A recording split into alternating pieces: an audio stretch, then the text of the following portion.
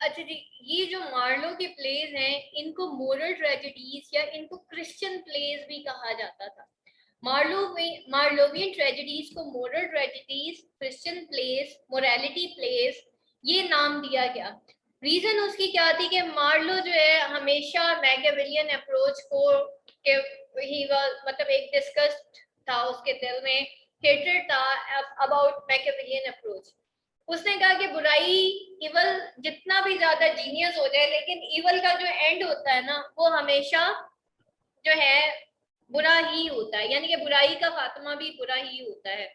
तो यहाँ पे वो कहता है I am my own best friend justify the statement by analysing the character of Barabas. ठीक है, वो कैरेक्टर ऑफ ब्रेबास में हम देखते हैं कि वो कहता है कि भाई मैं खुद अपना फ्रेंड हूँ। उसके बाद जो है so for so I live perish may all the world is the policy of Barabas. ठीक है, वो कहता है for so I live perish. ठीक है, sorry, for so I live, जब तक मैं रहूंगा, perish may all the world, पूरी दुनिया में मैं अपना जो है असर रसूख रखूंगा।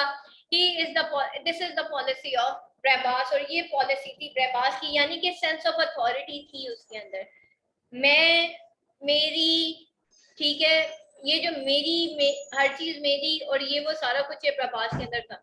ठीक है, how does he materialise this policy, किस तरीके से उसने इस पॉलिसी को मटेरियलाइज किया। Marlowe was an exceptionally intelligent dramatist who broke away the medieval drama. Medieval drama जिन भूतों की कहानियां होती थी उसके अंदर हरकुलिस की कहानी जो है वो मिडीवल से ताल्लुक रखती है। हरकुलिस का पता है ना, एक इतना स्ट्रेंथन एक हीरो होता था कि उसने पूरी दुनिया अपने कंधों पे उठाई हुई थी। और उस ड्रामा के अंदर, उस कहानी के अंदर लिखा हुआ था कि अगर हरकुलिस हट जाए ना तो वो दुनिया नीचे गिर जाएगी और दुनिया तबाह हो जाएगी। And introduced so many innovations in his place that English drama did not remain a mere imitation of religion. और फिर जो है उसने इंट्रोड्यूस किया so many innovations, इतनी इनोवेशंस उसने अपने प्लेस के अंदर इंट्रोड्यूस की कि इंग्लिश ड्रामा जो है फिर वो एक mere imitation of religious या morality प्लेस नहीं रहा, बल्कि got a highly respectable stature। उसको एक हाईली रेस्पेक्टेबल स्टेचर मिला। अदरवाइज जो है इंग्लिश ड्रामा जितने भी थे वो क्या थे, वो रिलीजियस प्लेस हुआ करते थे। He was burning with zeal of finding new horizons in the world of literature, and the Jew of Malta is one of the best examples of his great creative genius because it is a combination of several kinds of drama like tragedy, morality, comedy, revenge, melodrama, and farce. In the beginning, it looks quite strange that one play has been categorized in so many forms. But when we carefully and critically examine the play, we are surprised at the depth. ठीक है, अब क्या है, उसने अपने dramas के अंदर इन सब का कॉम्बिनेशन दिखाया। और शुरू में तो हमें लगता है जैसे that is something strange, but जब हम आगे चल के देखते हैं तो हम सरप्राइज होते हैं at the depth and variety of conception and execution of the play. When we find that the whole of structure of play is based upon the foundation of greed for wealth, and all the characters except Abigail and Medias are avaricious, we think the play should be called a comedy because the search for wealth has been often expressed in comedy than in tragedy। ये जो search for wealth है ज्यादातर ये comedy में दिखाई जाती है rather than in tragedy। Ben Johnson's The Alchemist is a beautiful example in this regard। ये मैंने कराची यूनिवर्सिटी को पढ़ाया था। अल्केमिस्ट बहुत मजे का ड्रामा है। अल्केमिस्ट जो है वो जो कुंदन को भी सोना बना देता है ना, जो लोहे को भी एक फार्मूला अप्लाई करते हैं तो वो सोना बना देता है, या मट्टी को सोना कर देना, वो एक ऐसा फार्मूला है जिसको अल्केमिस्ट कहते हैं। ठीक है, तो अल्केमिस्ट एक ऐसे इंसान को कहते हैं जो हर चीज को वेल्थ में कन्वर्ट कर देता है। Is a beautiful example in this जगह, क्योंकि उसमें सारे ही ऐसे लोगों के साथ ब्लंडर्स कर रहे होते हैं कि देखो तुम हमें ये चीज दो, हम इसको सोना बना देंगे, तुम नेक्स्ट डे आना इसका सोना बन जाएगा।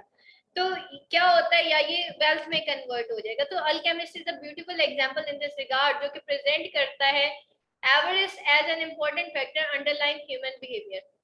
The same passion rules Brabaz, protagonist of the Jew of Malta, but the figure of Brabaz is that of comic villain who takes delight in cruel actions and makes the play a savage comedy. In spite of comic treatment of the play, it has certain similarities with the revenge tragedy. Marlowe is a great artist who completely knows the art of creating excitement and tension from a character who cannot turn his fancies into reality. Marlowe जो है एक ऐसा artist है, ये बहुत main point है इसका, Marlowe का, कि वो एक ऐसे इंसान को बताता है हमें जो कि इतना फ्रस्ट्रेटेड है, क्या उसके अंदर क्या है, वो completely knows the art of creating excitement and tension from the character. ठीक है, मार्लो एक ऐसा आर्टिस्ट है जो कि क्रिएट करता है, कंप्लीटली अच्छे तरीके से जानता है art of creating excitement and tension from a character. ठीक है, एक character, tension in a character करें, फ्रॉम अ कैरेक्टर नहीं. ठीक है, एक कैरेक्टर के अंदर वो एक्साइटमेंट और टेंशन क्रिएट करता है जो कि अपनी फैंसीज को रियलिटीज में कन्वर्ट नहीं कर पाता. इंसान फ्रस्ट्रेट क्यों होता है? जब हम अपने ड्रीम्स को ओवरकम नहीं कर पाते ना, हर चीज हमारी मर्जी के मुताबिक नहीं होती, हमें गुस्सा आता है, हम फ्रस्ट्रेट होते हैं, हम रिजिड हो जाते हैं, यार ये मेरी मर्जी से क्यों नहीं हो रहा, जो मैं चाह रही हूँ वो क्यों नहीं हो रहा, मैंने तो डिग्री ली थी पैसा कमाने के लिए, मुझे पैसा क्यों नहीं मिला, ये डिग्री बन के मैंने शादी करनी थी, आगे बच्चे ही होने थे. ठीक है, हम फ्रस्ट्रेट हो जाते हैं, लो जी मैं तो नौकरी बन गई, मैं सारा दिन बच्चे ही पालती रहूं. फ्रस्ट्रेट हो जाते हैं क्योंकि हम अपनी ड्रीम्स को रियलिटीज में कन्वर्ट नहीं कर पा रहे होते, तो हमारे मुंह से अजीब अजीब बातें निकल रही होती हैं. व्हाई?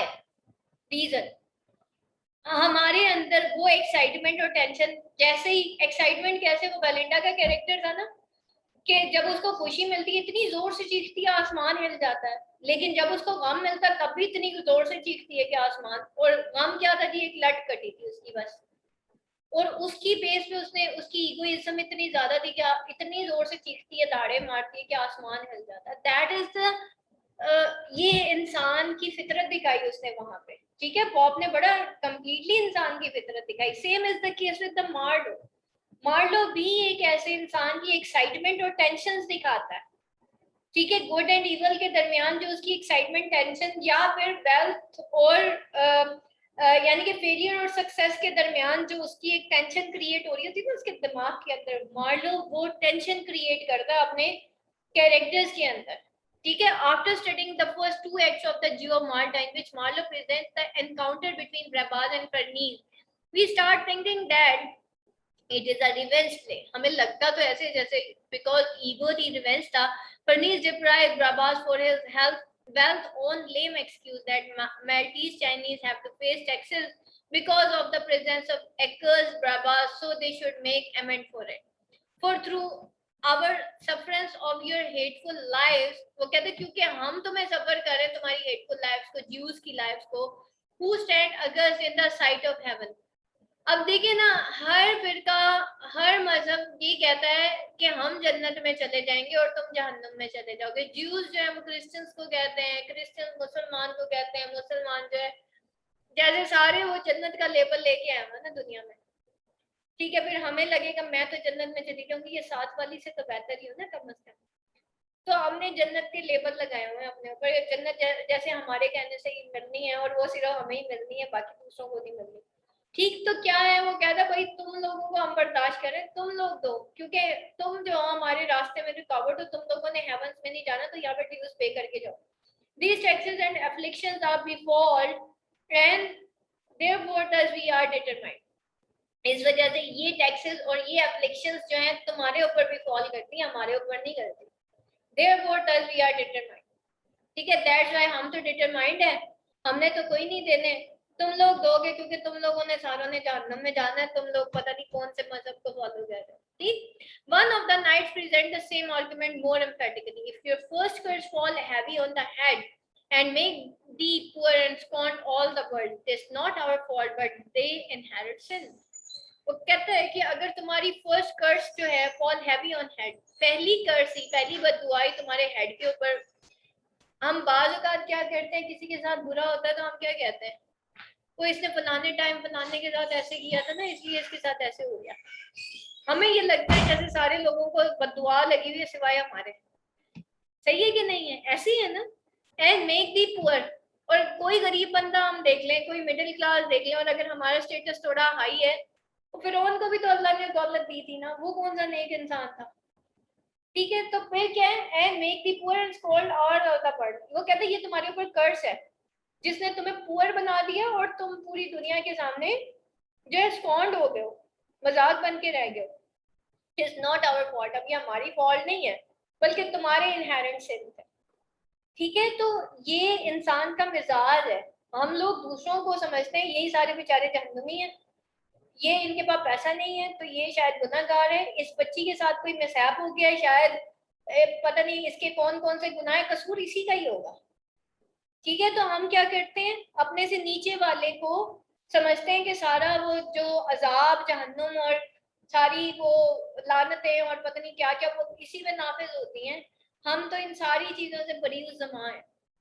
तो मजहब के जो अथॉरिटेटिव हैं उन्होंने जन्नत दोजख अपने हाथ में ली हुई है। इसीलिए मैं कहती हूँ कि बेटा जब आप दीन सीखे तो काइंडली रिजिड मत हो जाइएगा। जब भी कुरान सीखे आप चले, कुरान को छोड़े, आप इंग्लिश लिटरेचर की डिग्री लीजिएगा, जरूर लीजिएगा, लेकिन पता चलना चाहिए कोई अदब का स्टूडेंट है। आपके अल्फाज इतने खूबसूरत होने चाहिए, लोग आके आपके पास बैठे, लोग आपसे भागे ना। ठीक है, तो दैट इज द थिंग, वो यहाँ पे भी वही चीज दिखा रहा है कि मजहबियत जो है वो एक इतनी अथॉरिटेटिव हो गई है कि हमने हर हर बंदे के ऊपर लेबल लगा लिया कि ये बंदा जहन्नमी है और हम ही सिर्फ जन्नती हैं। We start feeling sympathy for Prabhas, who quite rightly asked for knees and his knights. ठीक है, और फिर हमें sympathy feel होती है प्रभास से, who quite rightly asked for knees, और उसके knights से वो पूछता है, उसके सिपाहियों से पूछा है, what brings you scripture to confirm your wrongs? ठीक है, तुम कौन से ऐसे स्क्रिप्चर्स लेके आए हो जो कि तुम्हारी रॉन्ग्स को कंफर्म करते हैं? स्क्रिप्चर कौन से होते हैं? बाइबलिक स्क्रिप्चर होते हैं ना। बाइबल जो है ये स्क्रिप्चर्स फॉर्म में नाजिल हुई है ना, इसको कहते हैं स्क्रिप्चर को उर्दू में क्या कहते हैं भाई? सहीफा नहीं, सॉरी, क्या कहते हैं उसको? कुरान तो वही हुआ है ना, सहीफे, हाँ एग्जैक्टली, सहीफों को कहते हैं स्क्रिप्चर्स। ठीक है, बाइबल जो है वो सहीफों की मैं ईमान लाया अल्लाह पर, उसकी किताबों पर, उसके सहीफों पर, यही है ना, सहीफा कहते हैं ना उसके स्क्रिप्चर को। तो वो कहता है वो तुम ऐसे कौन से सहीफे लेके आए हो भाई जो कि तुम जो ये कंफर्म करें कि तुम भी कहीं पे गलत हो कि नहीं हो, कि सारे बेचारे जो नॉन क्रिश्चियंस है वही सिर्फ गलत है। तुम्हारा सहीफा कहीं से तुम्हें भी कहता है, तुम्हारे बाइबलिकल स्क्रिप्चर्स में कहीं ये भी लिखा है कि क्रिश्चियंस भी रॉन्ग है। But the mood at once change when we heard Brabus passed from his own lips. लेकिन मूड उस वक्त जो है चेंज हो जाता है जब ये हम हियर करते हैं कि Brabus passed from his own lips. Being young, I studied physics. वो खुद बताता है कि जब मैं यंग था मैंने स्टडी किया फिजिक्स को, and begin to practise first upon the Italian, और फिर मैंने प्रैक्टिस किया फर्स्ट अपॉन इटालियन को, then I enriches the priest with burials, फिर मैंने क्या किया, एनरिच किया प्रीस्ट को with burials, and always kept the sexton's arm in your with digging graves and ringing dead man's knell. ठीक है, आपको पता है ये जो ब्लैक मैजिक है ये यहूदियत से आया है, यहूद का एक्चुअली ये इल्म था। सुलेमान अलैहिस्सलाम जो है, तो वो क्या था, पहले मैंने स्टडी किया था फिजिक्स को, फिर मैंने कुछ प्रैक्टिस किया अपॉन द इटालियन, फिर मैं एनरिच हुआ द प्रीस्ट विद बरियल्स, और फिर मैंने क्या किया, always kept the sexton's arm in your and with digging graves, और फिर मैंने क्या किया, ग्रेव्स को डिग किया और रिंगिंग डेड मैन्स नेल, और फिर मैंने डेड मैन्स नेल को रिंग किया। Then after that was I an usurer usurer, and with extorting, cozening, forfeiting, and trick belonging unto grockery. I filled the goal with bankrupts in a year. यानी कि इतना corrupted इंसान था, उसने कहा कि मैंने ट्रिक किया unto grockery, और फिर मैंने वो गोल्स जो है फिल किए with bankrupts in a year. इतनी उसने bankrupt यानी कि लूट खसूट की, and with young orphans planted hospital, और फिर young orphans के साथ मैंने hospitals plant किए, with passage of time instead of winning our sympathies, he gets our hatred when we find him playing with the lives of innocent young men, Lodovic and Matthias, and unscrupulously murdering his own daughter Abigail. His character is caricatured to such an extent that she appears grotesque. There are several highly learned critics who think that he तो नहीं ही होगा, sorry, his character is caricatures that he appears grotesque. ठीक है, वो जो है एक grotesque के तौर पे हमारे सामने है. There are several highly learned critics who think that the Jew of Malta is a serious moral tragedy which can be ranked with the great tragedies of Renaissance. Brabazz is the true child of Renaissance whose spirit is fired with love for wealth, but he is unlawfully deprived of his wealth by Farnese in order to pay the long overdue Turkish tribute. Brabazz gets his money back by his policy, but he is bent upon taking revenge upon Farnese. The revenge is so complete that not only Farnese is punished by death of his son, but Brabazz also becomes governor of Malta himself. At this point, Brabazz makes his first foul move when he confides in Farnese and encompasses his own destruction. It is quite clear that Brabazz represents the ordinary moral code known in those days as Machiavellian policy. In order to find complete realization of those particular ideas associated with Renaissance, on account of this, it can be remarked that Brabazz, like Dr. Faustus, is the victim of reminiscence spirit, and the Jew of Malta is a moral tragedy. Of course, this play is less passionate and less lyrical than Tamburlaine and Dr. Faustus. ठीक है, less passionate or less lyrical than Tamburlaine and Dr. Faustus, but its universal appeal is strong because the conflict of good and evil is eternal. और लेकिन इसकी जो appeal है वो बहुत strong है क्योंकि कंफ्लिक्ट ऑफ गुड और इवल जब वो एटर्नल है, इंसान के अंदर है और वो रहेगा. टाइप्स ऑफ प्ले जो है involve during Marlowe's time, comic treatment है in the play, tinge of a revenge tragedy, the Jew of Malta as a morality play. Course example, course जो है ना आपको स्पार्क नोट्स पे इसकी मिल जाएंगी. ठीक है, कल मैं स्पार्क नोट्स देख रही थी. स्पार्क नोट्स पे देखिए एक सेक्शन बना हुआ है कोर्स का. बेटा वहां से ना आपने इसमें आज कोर्स जो है वो ऐड करनी है. और 2020 का कल मैंने आपको पेपर शेयर किए थे, उसमें जियो ऑफ माल्टा का कौन सा क्वेश्चन आया हुआ है, किसी ने पढ़ा?